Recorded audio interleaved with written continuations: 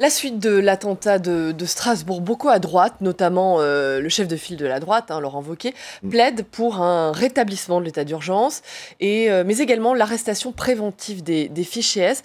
Quelle est Oui. votre position là-dessus? Est-ce que vous y Alors, si seriez vous voulez, je suis favorable? pas un spécialiste de la sécurité, mais je pense qu'actuellement, les prérogatives qu'il y avait dans la loi sur l'état d'urgence sont rentrées dans le droit commun et je vois pas ce que ça apporterait de rétablir l'état d'urgence. Par contre, sûrement, il faut avoir beaucoup plus de renseignements, essayer de mettre le paquet là-dessus pour que, eh bien, on essaye de voir, de prévenir les attentats. Il est évident qu'on ne va pas pouvoir mettre 20 000 personnes fichées dans les prisons, parce que sinon, il faudrait faire énormément de prisons.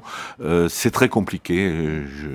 Alors, je voudrais aussi, bien sûr, adresser ma compassion, ma solidarité aux familles, aux habitants de la ville et aux élus. Est-ce que dans ce contexte d'attentat, dans ce contexte sécuritaire, de menaces sécuritaires très élevées, est-ce qu'il faut remettre en cause les manifestations des Gilets jaunes samedi prochain? Plusieurs figures de la majorité appellent ce matin à ça, notamment François de Rugy qui est à l'instant sur notre plateau.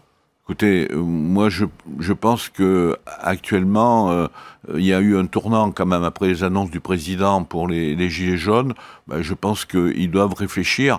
Moi je pense qu'ils devraient eh bien écouter ce qui a été dit. Je pense que le président de la République les a entendus et il faut maintenant revenir, si vous voulez, sur le dialogue, notamment dans les territoires. Oui, alors Jean-Luc Mélenchon, lui, soutient un acte 5. Il dit la vie démocratique doit continuer.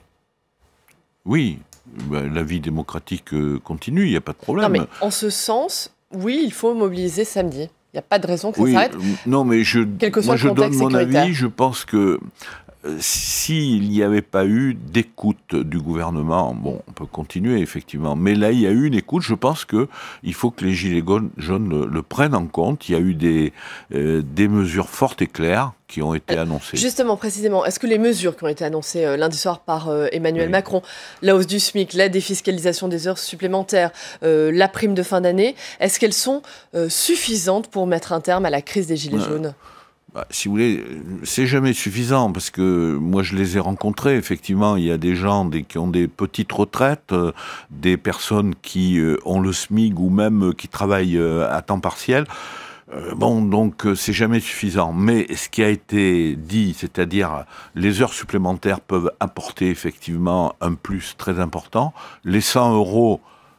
Bon, vous savez que la plupart donc des spécialistes de l'économie disent qu'il ne faut pas augmenter le SMIC parce que il faut que les entreprises restent compétitives. 100 euros, je pense que c'est une prime, c'est quand même une augmentation du pouvoir d'achat. Donc je pense que avec la défiscalisation des heures supplémentaires, défiscalisation de primes de fin d'année et surtout quand même pour les retraités, ne pas avoir de hausse, d'annulation de la hausse de la CSG. Entre 1200 et 2000, je pense que c'est une mesure quand même forte. Donc je pense que il faut écouter, d'autant plus que maintenant les annulations sur les taxes, sur les carburants, l'annulation de l'augmentation. Donc ça, c'est quand même important. Donc, à votre sens, l'enveloppe globale, elle est notoire. Denis Oui, Chassaing, vous êtes vous-même, vous êtes de Corrèze, vous êtes vous-même oui. allé sur les ronds-points. Vous avez beaucoup échangé avec les Gilets jaunes. À votre sens, le gouvernement doit davantage écouter le peuple. Écoutez, je crois que lorsqu'on gouverne, eh bien, il faut écouter le peuple. On ne gouverne pas contre le peuple. Alors moi, j'avais fait remonter à plusieurs reprises, si vous voulez, le ras-le-bol de l'augmentation des taxes, notamment sur le gasoil. Je l'ai fait remonter plusieurs fois aux membres du gouvernement. Donc il faut écouter ce qui vient des territoires. Voilà, je suis allé voir ces personnes qui sont des gens, qui sont pas du tout agressifs, très très sympathiques. J'ai discuté avec eux. Bon, ils ont effectivement plusieurs revendications. Déjà, il y en a certaines qui sont bien sûr qui ont été prises en compte. Et ça, c'est très bien. Ça a été justement une des plus graves erreurs du gouvernement ces dernières semaines dans cette crise des Gilets jaunes, de ne pas écouter la France qui travaille dur, la France des territoires, la Mais bien France sûr, mais des bien ruraux. sûr. Mais bien sûr, mais même dans une commune, il faut écouter, parce qu'on prend des décisions, mais on oublie des choses. Et il faut voir les gens, être près des gens. Et là, il fallait que, effectivement, la gestion, pour moi, était calamiteuse du gouvernement, que, par ailleurs, il y a eu de bonnes choses qui ont été mises en place depuis un an.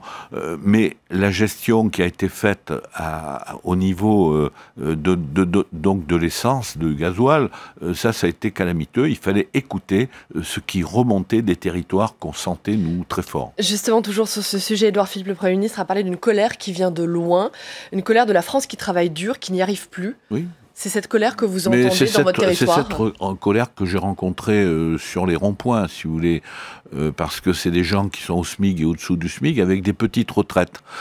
Et ils ont des difficultés à faire les fins de mois, c'est vrai. Donc il fallait davantage les écouter, et la CSG qui a été mise en place sur des salaires qui étaient trop bas. Il fallait effectivement avoir des salaires plus élevés, conserver le pouvoir d'achat des petits retraités. Et lorsque vous êtes en rural, vous avez deux choses. Vous avez lorsque on arrive à créer des emplois en rural, souvent, alors on dit il faut faire du vélo, il faut avoir des voitures électriques, mais ils ne peuvent pas se payer ça. On dit après, on veut donner des aides pour acheter une voiture, mais c'est pas possible. Les gens n'ont pas les moyens. Autre chose pour les chaudières. Toujours pareil, les gens n'ont pas les moyens de mettre le complément. Donc, il faut écouter cette souffrance. Les gens, à la fin du mois, ils sont très justes, donc il faut les écouter. Je pense que ça a été fait, peut-être. C'est jamais suffisant, si vous voulez, mais il y a eu un effort de fait de l'État. Pour terminer, Daniel Chassaing, vous êtes vice-président d'un groupe ruralité. Oui, absolument. Au Sénat. Pourquoi avoir créé ce groupe? Sur quel thème, sur quel dossier allez-vous travailler? Ce groupe ruralité qui est transpartisan. C'est complètement transpartisan. Tous les sénateurs ont reçu une invitation. Donc là, c'est complètement transpartisan. Et pourquoi? Parce qu'au niveau rural, on a besoin d'aide. Vous avez le milieu urbain, le périurbain, c'est pas le rural, mais vous avez après autour le rural profond. Et là, le rural profond souffre. Pourquoi? Parce que vous avez une population agricole qui diminue, qui vit très difficilement. Et donc, il faut aider la ruralité, c'est-à-dire les bourgs-centres, mais aider aussi à pouvoir amener de l'emploi dans ces territoires, si on ne veut que ça ne vienne pas désertique.